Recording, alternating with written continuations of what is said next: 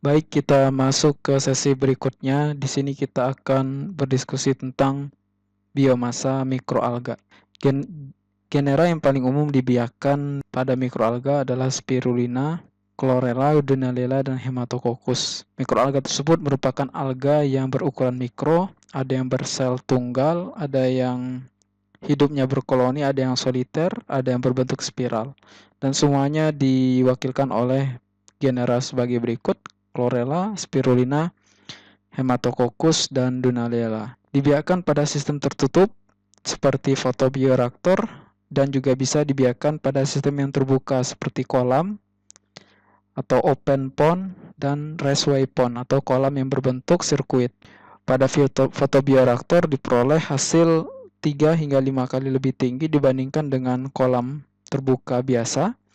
Namun hal yang menjadi fokus di sini adalah konsumsi energi untuk fotobioreaktor lebih tinggi untuk pengendalian seperti temperatur, kemudian pencahayaan dan aerasi, dan juga suplai karbon dioksida, dan juga konstruksi yang lebih rumit dibandingkan dengan kolam biasa. Sedangkan pada open pond atau kolam terbuka bisa dibentuk secara alami atau juga bisa dikonstruksi secara artifisial, namun konstruksinya tidak rumit dan pemeliharaannya juga sederhana. Karena sistem yang terbuka, ketergantungan terhadap iklim sangat signifikan dan juga terhadap kontaminasi lainnya. Berikut adalah contoh open pond. Di sini bentuknya adalah lingkaran sehingga disebut sebagai circular pond. Proses aerasi atau sirkulasi di sini dengan menggerakkan poros di tengah sesuai dengan bentuk lingkaran dari kolam tersebut. Kemudian berikut adalah raceway pond atau kolam yang berbentuk sirkuit. Di sini bentuk sirkuit ditujukan untuk memperpanjang pergerakan mikroalga atau sirkulasi mikroalga tersebut di dalam kolam. Dan di sini proses sirkulasi dibantu dengan pedal atau tuas di sini yang berputar secara kontinus sehingga memberikan sirkulasi yang juga kontinu atau terus-menerus.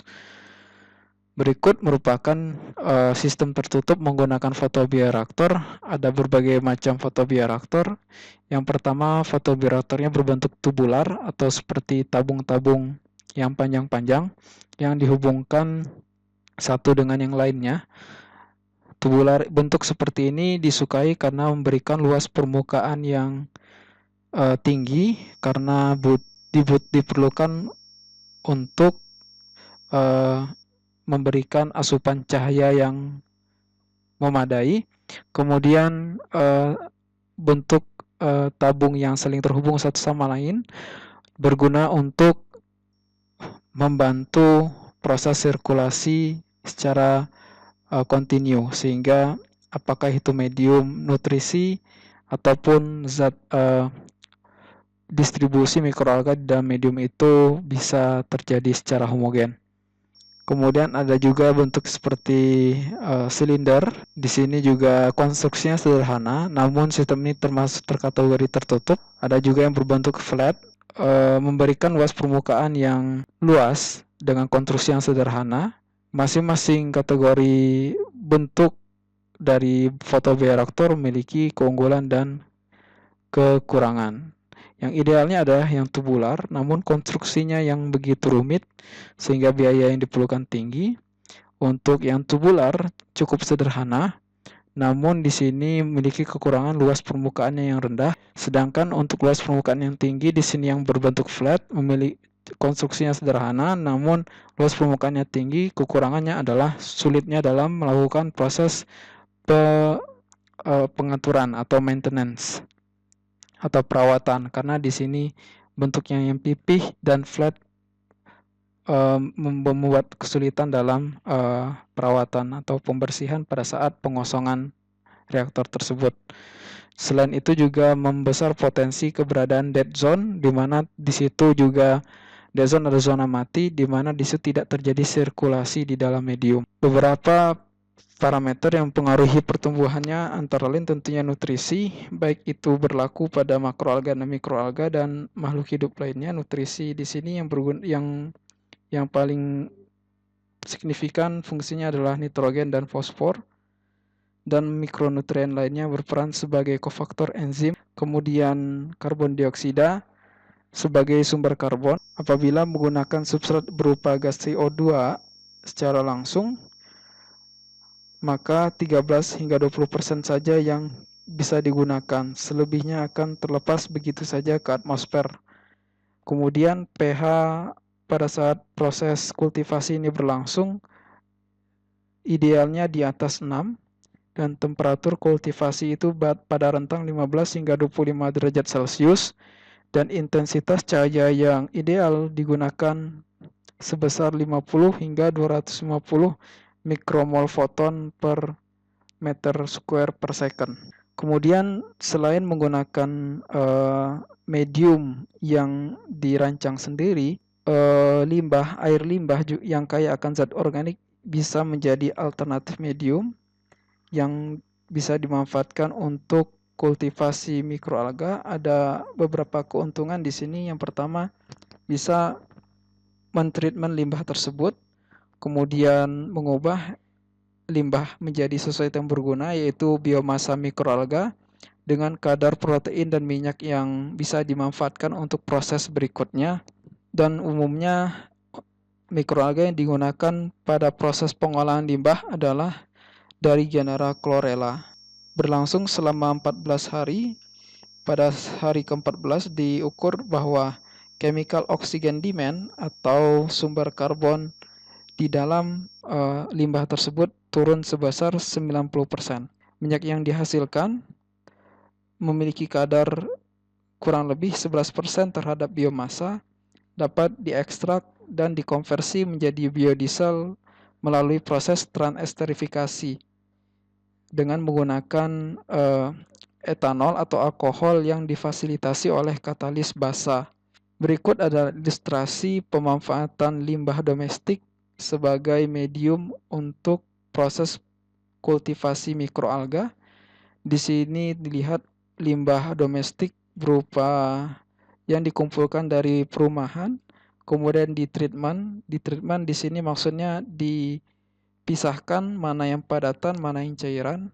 Cairannya dialirkan ke medium. Di sini dilihat mikroalganya ditumbuhkan di fotobioreaktor dengan model bentuk silinder. Kemudian setelah fotobioreaktor tersebut, setelah mikroalga pada fotobioreaktor tersebut tumbuh dengan jumlah yang signifikan, biomasanya bisa dipanen, kemudian dimanfaatkan untuk apakah minyaknya diekstraksi untuk bahan bakar ataupun biomasanya bisa digunakan sebagai pupuk yang bisa digunakan untuk mendukung pertanian di daerah sekitarnya. Limbah dari sisa-sisa medium hasil pertumbuhan mikroalga tersebut juga bisa dialirkan ke lahan yang berguna untuk sebagai suatu pupuk cair organik. Di sini dilihat dalam bentuk halophyte filter. Jadi di sini sebelum dikeluarkan atau dibuang ke lingkungan secara bebas, keluaran dari fotobioreaktor tersebut masih bisa dimanfaatkan sebagai pupuk organik bagi tanaman-tanaman tertentu. Sedangkan biomasa alganya yang telah diekstrak minyaknya bisa digunakan sebagai sumber organik di lahan pertanian. Di sini kita juga bisa melihat skema pemanfaatan biomasa mikroalga yang menggunakan limbah domestik. Di sini kultivasi mikroalga memanfaatkan substrat dari proses anaerobic digestion. Anaerobic digestion, kalau misalnya kita bawa ke ilustrasi sebelumnya, keluaran dari limbah domestik perumahan masuk ke dalam suatu tangki pembentukan biogas, menghasilkan metan, dan cairan keluaran dari proses pembentukan biogas tersebut dialirkan. Setelah dipisahkan dari padatannya pada proses filtrasi di sini, cairannya sebagai umpan nutrisi bagi kultivasi mikroalga. sedangkan padatannya digunakan sebagai pupuk atau dibakar yang mengubah biomasa menjadi energi termal yang dimanfaatkan apakah untuk memanaskan turbin sehingga menghasilkan listrik dan sebagainya.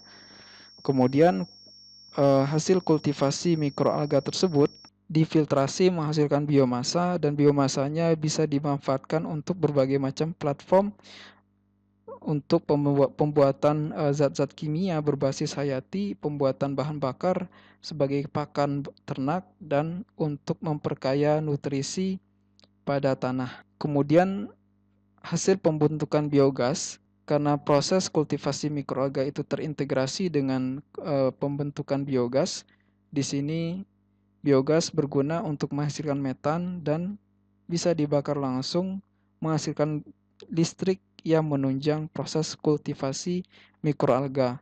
Proses pemanenan mikroalga tergantung beberapa faktor.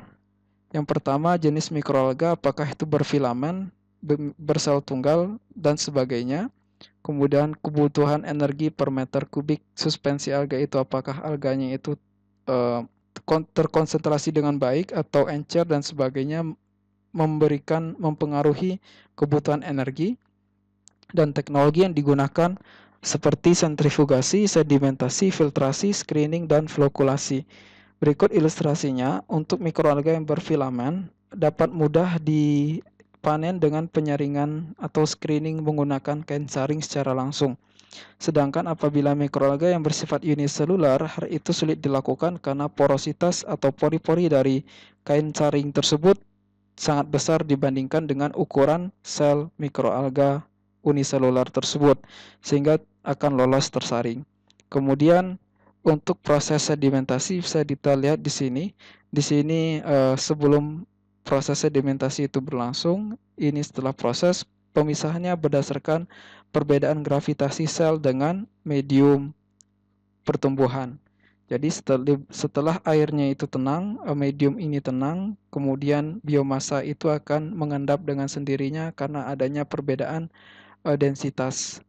Kemudian apabila menggunakan sentrifugasi, kita lihat di sini alat sentrifugasi pada skala industri merupakan suatu alat pemisahan biomasa yang cukup mengkonsumsi energi, tidak akan digunakan kecuali apabila kapasitas yang diterapkan sangat besar sekali, sehingga bisa menutupi besarnya konsumsi energi untuk proses sentrifugasi ini.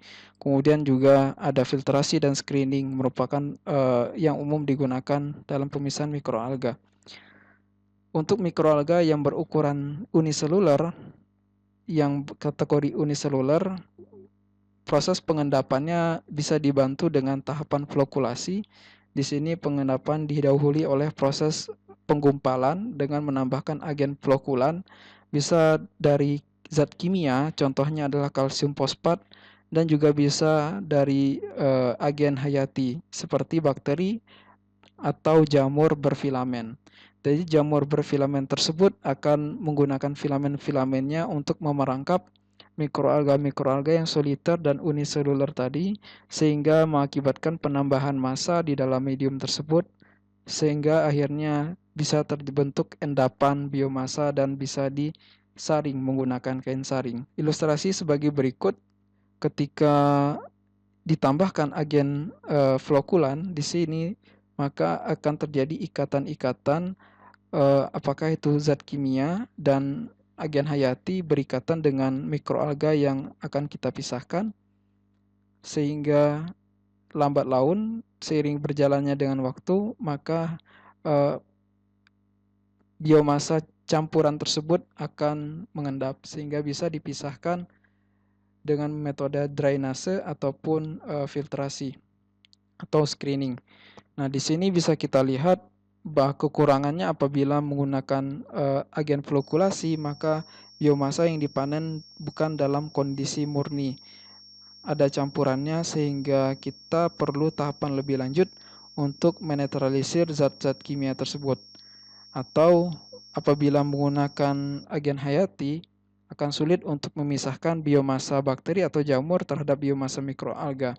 Umumnya kondisi ini diterapkan untuk aplikasi di mana biomasanya itu tidak terlalu diinginkan. Yang menjadi perhatian di sini adalah senyawa yang terdapat di dalam biomasa seperti minyak dan lainnya.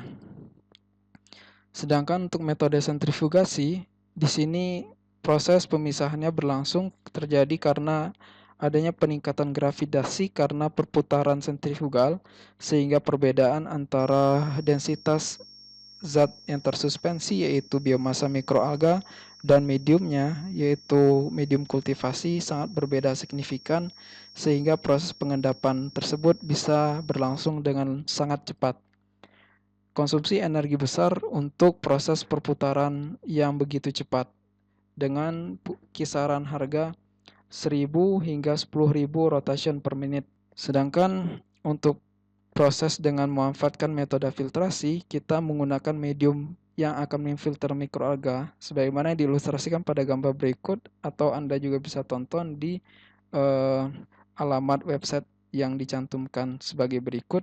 Di sini menggunakan suatu cross flow filtration di mana aliran filter tersebut berbanding atau paralel dengan arah filtrasi. Kemudian aliran tersebut jadi di sini yang berwarna hijau itu merupakan kultur mikroalga yang ingin disaring menggunakan agen filter ini, dan hasil penyaringan bisa kita lihat sebelum sebelum kultur campuran, sesudah, yaitu yang bening ini merupakan hasil permeat atau filtrat. Kemudian yang paling pekat ini kadar ini masih cukup tinggi namun dia sudah cukup pekat. Ini merupakan retentor atau yang tertahan dari filter tersebut menggunakan membran. Jadi di dalam ini terdapat hollow membran halus yang berukuran diameter 5 hingga 15 mm untuk kategori tubular. Untuk kategori kapiler itu berukuran diameternya 1 mm, dan untuk hollow fiber itu 0,1 mikrometer. Untuk ukuran saluran yang semakin kecil akan meningkatkan resiko penyumbatan oleh biomasa semakin tinggi. Akibat penyumbatan, maka aliran akan semakin kecil, beban filter semakin besar, mengakibatkan kebutuhan energi juga meningkat. Apabila energi yang sangat besar tidak bisa ditanggulangi oleh filter tersebut bisa rusak, bocor, dan performa filtrasi tersebut tidak akan bekerja dengan baik lagi. Kemudian metode berikutnya adalah screening, yaitu menyaring langsung mikroalga itu menggunakan suatu media penyaring kain. Di sini kita lihat ilustrasi dari metode screening ini. Umumnya ini bisa dilakukan untuk mikroalga yang terkategori sebagai mikroalga yang berfilamen. Contohnya adalah spirulina atau spira dan mikroalga yang sejenis lainnya. Karena ukuran pori dari kain tersebut lebih kecil daripada mikroalga dengan genera tersebut. Tidak bisa digunakan untuk chlorella karena chlorella lebih kecil daripada ukuran pori. Berikut adalah diagram pemrosesan mikroalga dimulai dari hulu hingga ke hilir. Di hulu itu ada dari tahap kultivasi. Di kultivasi dilihat di sini mikroalga ditumbuhkan memanfaatkan air keran, tap water, kemudian ditambahkan oleh nutrisi, dan sumber karbonnya berasal dari gas CO2 buangan pabrik yang dialirkan kepada raceway pond. Kemudian pencahayaan mataharinya penyinaran atau iluminasi bersumber dari cahaya matahari. Setelah tumbuh dengan jumlah biomasa tertentu atau sudah pada fase stasioner, mikroalga tersebut dipanen dengan cara diendapkan terlebih dahulu. Setelah diendap, karena ditambahkan flokulan di sini sehingga dia bisa mengendap. Setelah mengendap, dibantu dengan udara yang dihembuskan dari dasar kontainer ini sehingga biomasa itu terangkat ke atas dan dialirkan ke dalam sentrifugasi untuk membantu proses sentrifugasi. Setelah proses sentrifugasi, biomasa yang diperoleh diekstraksi dengan metode pelarut. Dengan menambahkan pelarut di sini, maka minyak yang akan diambil bisa terrecover, dan setelah proses penguapan pelarut tersebut bisa dialirkan ulang kembali ke dalam unit sentrifugasi atau proses ekstraksi ini. Setelah diperoleh minyak mentah, minyak ini di-upgrade atau ditingkatkan kualitas pembakarannya dengan menggunakan hidrogen. Jadi seperti kita tahu, minyak nabati itu memiliki kadar oksigen pada gugus gliserolnya. Maka minyak itu disebut sebagai triasil gliserol, dan pada gugus gliserol itu terdapat gugus oksigen. Nah, kita mencoba memutus ikatan gugus oksigen tersebut dengan menhidrogenasi atau mengalirkan hidrogen pada temperatur yang sesuai dengan kriteria proses tersebut, umumnya temperatur yang sangat tinggi, sehingga ikatan-ikatan oksigen pada minyak tersebut disubstitusikan oleh ikatan hidrogen yang akan mengakibatkan kualitas pembakarannya semakin meningkat daripada jenis biodiesel biasa yang diperoleh dari proses transesterifikasi. Dan itu bisa dimanfaatkan untuk bahan bakar pesawat, bahan bakar kendaraan transportasi darat. Selain itu, limbah yang dihasilkan dari proses ekstraksi tadi, yaitu biomasa, bisa diproses melalui tahapan anaerobic digestion menghasilkan biogas. Proses ini menghasilkan biogas, di mana biogas tersebut merupakan bahan bakar untuk memutar turbin yang menghasilkan electricity. Dan sisa cairan dari proses pembuatan biogas itu berperan sebagai nutrien yang dialirkan kembali ke dalam kolam raceway pond untuk pertumbuhan mikroalga di siklus berikutnya. Berikut adalah perbandingan hasil biomasa yang dipanen dari lahan dalam satuan perolehannya adalah liter per hektar per tahun dibandingkan terhadap beberapa komoditas seperti jagung, kedelai, safflower, sunflower, rapeseed, jatropha, dan kelapa. Di sini kita lihat jumlah mikroalga yang dipanen itu jauh lebih besar dibandingkan dengan tanaman-tanaman terrestrial lainnya, taman daratan. Ini menunjukkan bahwa potensi mikroalga sebagai penghasil biomasa untuk pemrosesan bahan bakar sangat tinggi sekali. Di sini kita lihat distribusi komposisi asam lemak yang terdapat di dalam mikroalga tersebut, dan dilihat bahwa asam lemak rantai panjangnya cukup banyak sehingga sangat berpotensi untuk pengganti bahan bakar alternatif. Kemudian kita lihat karakteristik minyak yang digunakan sebagai bahan bakar. Di sini ada alga, dan kita lihat kualitas titik nyala dari minyak alga tersebut rendah, artinya tidak perlu membutuhkan temperatur yang sangat tinggi untuk membuat nyala api dengan menggunakan minyak tersebut. Ini menunjukkan bahwa kualitas minyak alga itu sangat bagus dibandingkan dengan bahan bakar yang diturunkan dari minyak nabati lainnya. Jika dibandingkan dengan minyak diesel yang diperoleh dari petroleum atau minyak bumi, nilainya itu 76 Celcius, sedangkan minyak diesel yang diperoleh dari alga itu 98 Celcius. Jadi tidak terlalu jauh tinggi di atas diesel normal, sehingga minyak mikroalga di sini memiliki potensi yang sangat tinggi sebagai alternatif minyak bumi.